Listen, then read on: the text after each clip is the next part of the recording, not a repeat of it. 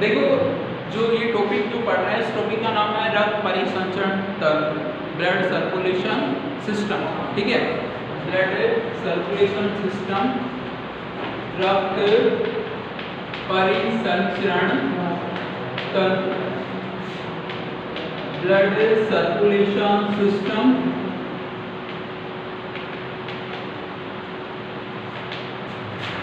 Blood circulation system, रक्त परिसंचरण तंत्र। देखो हमने बात की कि वह तंत्र जिसके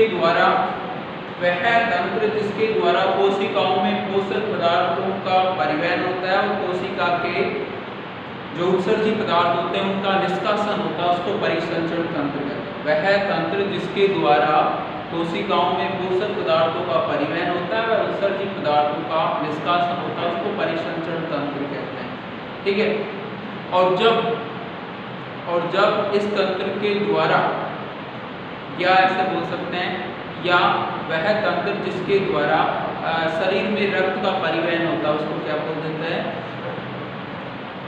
ब्लड सर्कुलेशन सिस्टम या परिसंचरण तंत्र। यानी इस जो सर्कुलेशन सिस्टम के द्वारा जो सेल्स होते हैं उनको न्यूट्रिशन प्रोवाइड किया जाता है और उनके एक्सक्रीटरी जो प्रोडक्ट्स होते हैं उनको एग्जिट किया जाता है। ठीक है, अब ये जो सर्कुलेशन सिस्टम जो होता है दो प्रकार का होता है। कौन कौन सा है?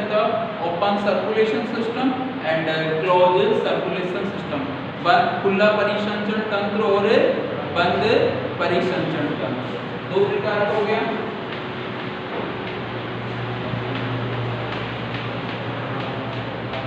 खुला परिसंचरण तंत्र और दूसरा है बंद परिसंचरण तंत्र, दो प्रकार का हो गया। Open circulation system and close circulation system. देखो यानी इस प्रकार का ओपन सर्कुलेशन सिस्टम में तो क्या होता है, इस प्रकार के परिसंचरण तंत्र में रक्त जो होता है वो खुली रक्त वाहिनियों में बहता है।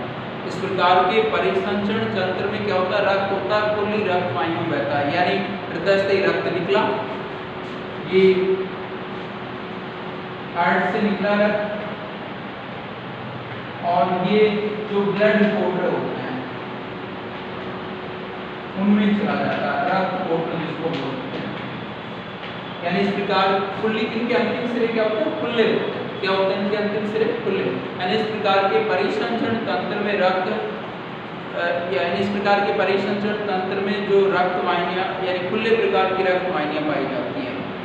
जैसे ऑर्थोपोडा सब में क्या होता है, ऑर्थोपोडा जो फाइलम होता है उसमें क्या होता है कि हृदय से रक्त निकला वो कहाँ चला जाएगा, रक्त कोटों में। ठीक है, यानी इस प्रकार के परिसंचरण तंत्र में रक्त खुली रक्त वाहिनियों में बहता है। ओपन जो ब्लड वेसल्स होते हैं उनमें ब्लड सर्कुलेट होता है।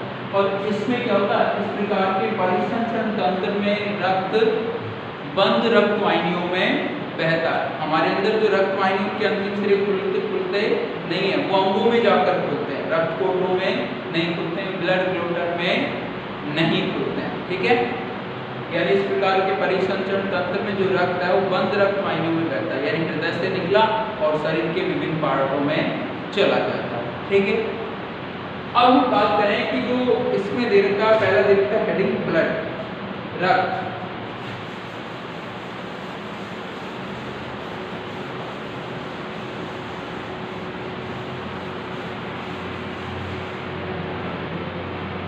देखो रक्त के बारे में पढ़ते हैं कि रक्त बनता किससे, ब्लड। देखो रक्त जो होता है किससे मिलकर बनता है, जिज्ञासा, किससे बनता है रे? में रक्त किससे बनता है, और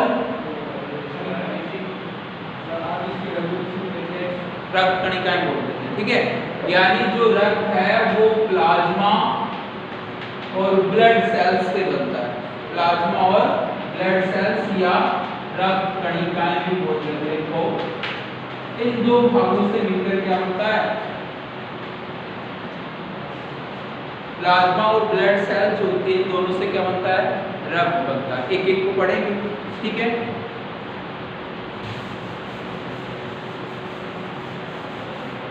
देखो पहले बात करते हैं प्लाज्मा की।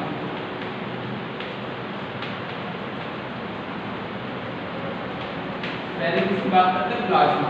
यह हल्के पीले रंग का क्षारीय द्रव होता है। क्या होता है? ये हल्के पीले रंग का क्षारीय द्रव होता है जो कुल रक्त का 55% भाग बनाता है। क्या बनाता है? ये कुल रक्त का कितना? 55%। इसमें क्या होता है? 90% तो H2 होता है, 8 to 9% क्या होता है? ऑर्गेनिक सब्सटेंसेस, कार्बनिक पदार्थ होते हैं, और लगभग 0.9% इनऑर्गेनिक सब्सटेंसेस होते हैं, अकार्बनिक पदार्थ होते हैं। ये सभी मिलकर क्या बना लेते हैं? प्लाज्मा मिलकर बना। इनकी जो परसेंटेज होती है ना, जैसे 9 से 9.1 भी हो सकती है, ठीक है ना, समझ गए ना। ये थोड़ी बहुत चेंज हो सकती है पॉइंटों में। जैसे मैंने इसमें लिख दिया ना, ये 90% तो ये हो गया, 8 to 9% होगा, तो 9.1 भी हो सकता है, ये 8% भी हो सकता है, चेंज होता रहता है, ठीक है, लगभग में होता है। ये सभी मिलकर क्या बना देते हैं? प्लाज्मा मिलकर प्लाज्मा बनाते हैं। प्लाज्मा क्या होता है? हल्के पीले रंग का क्षारीय द्रव होता है जो कुल रक्त का कितना भाग बनाता है? 55%। 90% H2O, 8 to 9% organic substances and 0.9% inorganic substances, ठीक है। अब हम बात करेंगे जैसे प्लाज्मा, इसके बाद रक्त कणिकाएं आती हैं, ठीक है। रक्त जो कणिकाएं होती हैं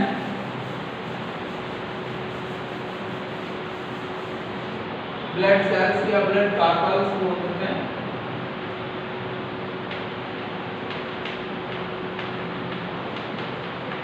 यानी जो ब्लड सेल्स होती हैं, देखो ये टोटल जो ब्लड होता है उसका कितना परसेंट भाग? 45। रक्त कणिकाएं कितना भाग बनाएंगे इसका? 45% भाग। 45% part of blood is made up of blood cells. किससे बनता है ये? यानी 45% जो भाग है रक्त का बनता है रक्त कणिकाओं से, ठीक है। अब जो रक्त कणिकाएं आरबीसी, डब्ल्यूबीसी और प्लेटलेट्स प्रकार की होती हैं। आरबीसी, डब्ल्यूबीसी और प्लेटलेट, रेड ब्लड सेल्स और रेड ब्लड कार्पल्स भी बोल देते हैं, व्हाइट ब्लड सेल्स और इनको क्या बोल देते हैं? व्हाइट ब्लड कार्पल्स और प्लेटलेट्स, ठीक है। एक एक को पढ़ेंगे। पहले पढ़ते हैं आरबीसी को, लाल रक्त कणिकाएं।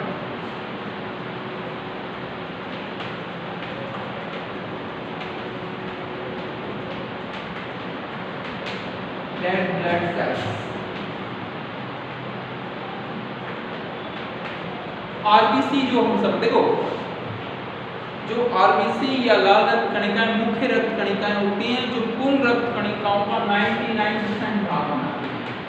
क्या होती है? कुल रक्त कणिकाओं का 99% भाग बनाती हैं, ठीक है।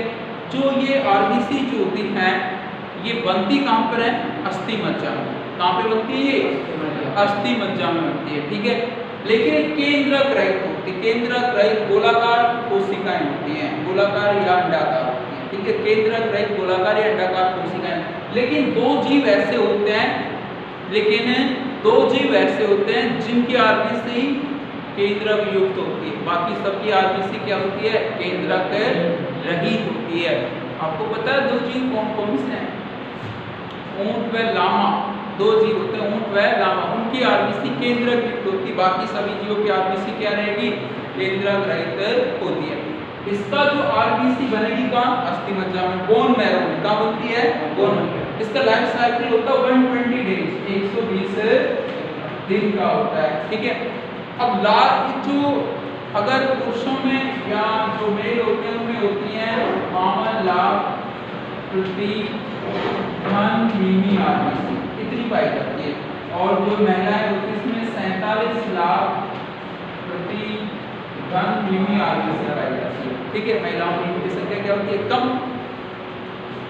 इसका जो लाल रंग होता है आरबीसी का, वो किसकी प्रेजेंस के कारण होता है? हीमोग्लोबिन की। हीमोग्लोबिन जो पिगमेंट्स होता है उसकी प्रेजेंस में लाल रक्त कणिकाएं कैसी होंगी? लाल हो जाती हैं, ठीक है। हीमोग्लोबिन जो पिगमेंट है 4 पैरासाइनों से और 4 होता है जो 4 पैरासाइनों से और 4 होते हैं इसमें क्या बोलते हैं इसको? जो न्यूक्लियोटाइड चेन्स होती है उनसे मिलकर बनता है। 4 पैरासाइन और 4 न्यूक्लियोटाइड चेन से मिलकर बनता है। तो 4 पॉलीन्यूक्लियोटाइड चेन से मिलकर बनता है एक हीमोग्लोबिन अणु में 4 तो पैरासाइन और 4 पॉलीन्यूक्लियोटाइड संकलन होती है। जब यानी 120 दिन बाद में जब आरबीसी जब नष्ट होती है तो क्या होता है कि जो हीमोग्लोबिन का एक मॉलिक्यूल होता है, एक अणु होता है, वो टूटकर पैरासाइन, एमिनो एसिड, बिलीरुबिन व वर्णक मुक्त करता है। ठीक है, आरबीसी नष्ट हो गई तो ये भी हीमोग्लोबिन जो वर्णक होता है उसका एक अणु क्या मुक्त करता है, पैरासाइन, एमिनो एसिड, बिलीरुबिन और बिलीवर्डिन वर्णक मुक्त करता है। अब ये होता है पैरास और एमिनो एसिड, ये तो चले जाते हैं लीवर में, कहां पे चले जाते हैं, और बिलीरुबिन और बिलीवर्डिन जो वर्णक होते हैं उत्सर्जित पदार्थों के रूप में मुक्त कर दिए जाते हैं। ठीक है, और नष्ट हुई जो आरबीसी जो होती है ये किससे बन रही है, हीमोग्लोबिन, और नष्ट हुई जो आरबीसी है प्लिया में चली जाती है, स्प्लैन प्लिया जो अग्नाशय के साथ जुड़ा हुआ एक होता है उसमें चली जाती है। नष्ट हुई आरबीसी कहां जाएगी, प्लिया में चली जाएंगी। और हीमोग्लोबिन जो टूटा उससे ये बने, ये तो पैरासाइन एमिनो एसिड यकृत में, ये काम उत्सर्जित पदार्थ के रूप में इनको मुक्त कर दिया जाता है। ठीक है, यानी जो लाल रक्त कणिकाएं होती हैं ये मुख्य कणिकाएं होती हैं, टोटल रक्त का कितना % भाग बनाती हैं, 99% पार्ट बनाती है। कितना बनाती हैं, 99% भाग। बनती कहाँ पे, ये बोन मैरो अस्थि मज्जा में।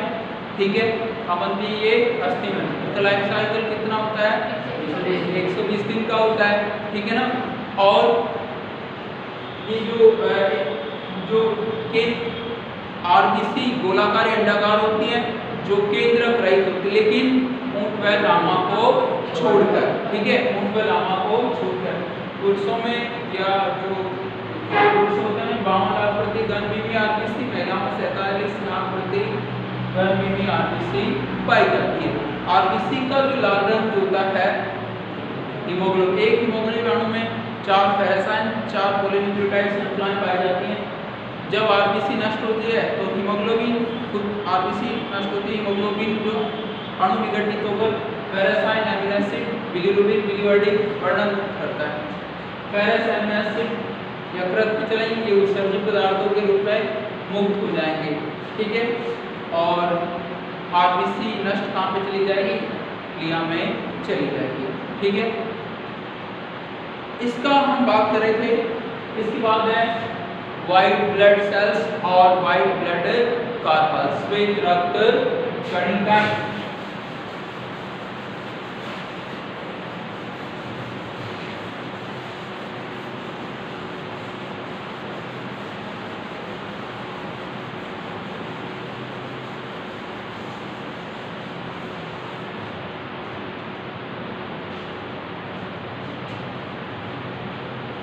श्वेत रक्त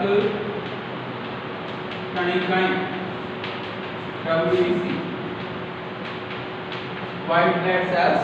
देखो श्वेत रक्त जो कणिकाएं होती हैं ये गोलाकार या अंडाकार होती हैं, लेकिन इनमें केंद्रक पाया जाता है और ये कलरलेस होती हैं। न्यूक्लियस तो होता है इनमें, लेकिन कैसी होती है, ये कलरलेस होती है। ठीक है, और ये भी अस्थि मज्जा में बनती है। वैसे जो WBC जो होती है इनका जो जीवन काल होता है लगभग 4 से 5 दिन का होता है। कितना होता है, 4 से 5 दिन। ये WBC जो होती है महिला और पुरुषों में लगभग सी बराबर होती है, दोनों में मेल और फीमेल में क्या होती है, बराबर होती है। लगभग 7000 प्रति घन मीमी होती है। ठीक है, यानी इससे ज्यादा होना एक खतरे से खाली नहीं होता है। ठीक है, कम हो सकती हैं लेकिन ज्यादा होना खतरे से खाली नहीं होता। ऐसा क्यों होता है, क्यों होता है ऐसा, यानी ये क्या होता है, जो ब्लड कैंसर हो जाता है, यानी ये क्या करती हैं, अदर जो WBC आरबीसी को खाने लग जाती है, उनकी संख्या क्या कर देती है, कम कर देती है। इसी को क्या बोल देते हैं, ब्लड कैंसर बोल देते हैं। ठीक है, अब ये जो WBC है कि गोलाकार अंडाकार होती हैं, ठीक है, केंद्र युक्त होती है, लाइफ साइकिल 4 से 5 दिनों अस्थि मज्जा में ही ये बनती है, ठीक है। 4 से 5 साल गन में भी क्या पाई जाती है, WBC। इनको दो पार्टों में बांटा गया है, कणिका युक्त WBC और कणिका रहित WBC, ठीक है, कणिका युक्त और कणिका रहित WBC।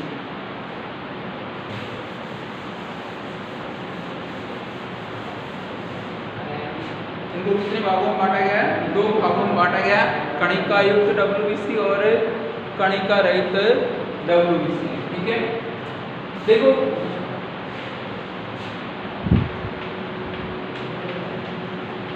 कणिका युक्त WBC और दूसरा है कणिका रहित। ये 3 होती है ना, कौन कौन सी, न्यूट्रोफिल्स, इओसिनोफिल्स और बेसोफिल्स, ठीक है। कितनी होती है, 3, न्यूट्रोफिल्स, इओसिनोफिल्स और बेसोफिल्स। और ये होती हैं 2, कौन कौन सी, मोनोसाइट और लिम्फोसाइट। मोनोसाइट्स व लिम्फोसाइट्स, ठीक है। देखो कणिका, इस प्रकार की जो WBC होती है उनके कोशिका द्रव में कणिका संरचनाएं पाई जाती है और इनका जो केंद्रक होता है अनेक पिंडों में विभक्त होता है। यहाँ पर पिंडों का मतलब होता है अनेक खंडों में यानी टुकड़ों में विभक्त होता है। यानी इस प्रकार की WBC है उसमें क्या कणिका संरचना पाया जाता है, इनका केंद्रक अनेक पिंडों में विभक्त होता है, ठीक है। एक एक को हम पढ़ेंगे। पहले न्यूट्रोफिल्स, पहले कौन सा है, न्यूट्रोफिल्स। देखो न्यूट्रोफिल्स जो है ये गोलाकार WBC होती है, इनका केंद्र 7 पिंडों में होता है, 1 2 3 4 5 6 और 7। इनका केंद्र कितने पिंडों से मिलकर बना होता है, 7 पिंडों से मिलकर बना होता है। ये जो WBC जो होती है ना, न्यूट्रो का मतलब होता है उदासीन। तो यहाँ पे क्या होता है, इस प्रकार की जो WBC जो होती है ना वो अम्लीय और क्षारीय दोनों अभिरंजकों से विरंजित हो जाती है। यानी ये दोनों से, इसको क्या बोलते हैं, न्यूट्रो, यानी दोनों से अभिरंजित हो जाते हैं, इसको न्यूट्रो बोलते हैं, ठीक है। यानी ये अम्लीय अभिरंजकों से भी अभिरंजित हो जाती है और क्षारीय अभिरंजकों से भी अभिरंजित हो जाती है। ये रोगाणु का भक्षण करती हैं, ये रोगाणु का क्या करती है, भक्षण करती हैं, ठीक है। ये जो कोशिकाएं जो होती हैं, यानी इस प्रकार की जो WBC वो कोशिका झिल्ली के आर पार गमन कर सकती है, बाहर जा भी सकती है। किसी कोशिका में WBC है उससे ये बाहर जा भी सकती है और आ भी सकती है। इसको बोलते हैं कोशिका पारण। कौन सा गुण पाया जाता है इनमें, कोशिका पारण। और कोशिका ये क्या करती है, रोगाणु का भक्षण करती है, ठीक है। तो बाकी के कल